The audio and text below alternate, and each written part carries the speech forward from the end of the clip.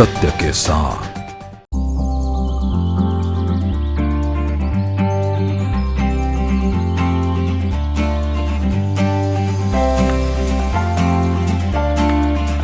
सनातन धर्म के सबसे बड़े मेले महाकुंभ मेले का आयोजन प्रयागराज में 13 जनवरी से शुरू होने जा रहा है।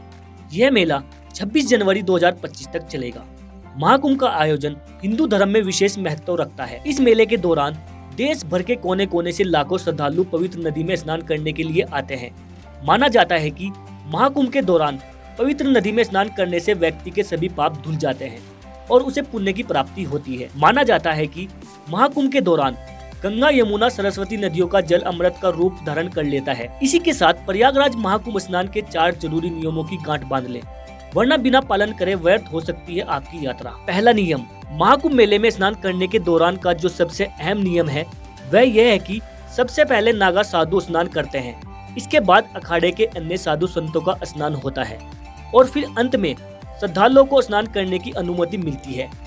यह प्रक्रिया धार्मिक परंपरा के साथ साथ सम्मान का प्रतीक भी मानी जाती है। इसलिए किसी भी श्रद्धालुओं को साधु संत से पहले स्नान करने की कोशिश नहीं करनी चाहिए और बाद में ही स्नान करना चाहिए। दूसरा नियम, अगर आप गृहवासी हैं और महाकुंभ मेले में जाने का विचार कर रहे हैं तो स्नान के दौरान 5 डुबकी जरूर लगानी चाहिए। माना जाता है कि गृहवासी अगर 5 से कम डुबकी लगाते हैं तो उनका कुंभ स्नान अधूरा माना जाता है। इसके अलावा अविवाहित युवक अपनी इच्छा अनुसार जितनी चाहे उतनी डुबकी लगा सकते हैं। उनके लिए कोई भी विशेष नियम नहीं बताया गया है। तीसरा नियम, स्नान करने के बाद का जो सबसे अहम नियम है वह यह है कि भगवान सूर्य देव को जल अर्पित करना। इसे करने के लिए आपको सूर्य की ओर मुंह करके दोनों हाथों में पवित्र जल भरकर उसे शरीर के ऊपर ले जाना होता है और फिर धीरे धीरे भगवान सूर्य देव के किसी भी मंत्र का उच्चारण करते हुए जल को नीचे गिराना होता है। यह कर्म न केवल आध्यात्मिक शुद्धि के लिए होता है बल्कि यह व्यक्ति की भलाई और पुण्य के लिए भी बहुत फायदेमंद माना जाता है। चौथा नियम यह है कि कुंभ स्नान के बाद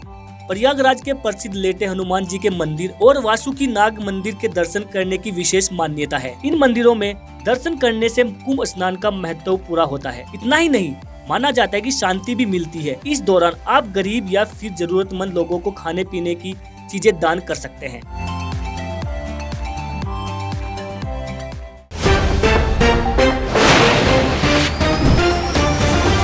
सत्य के साथ।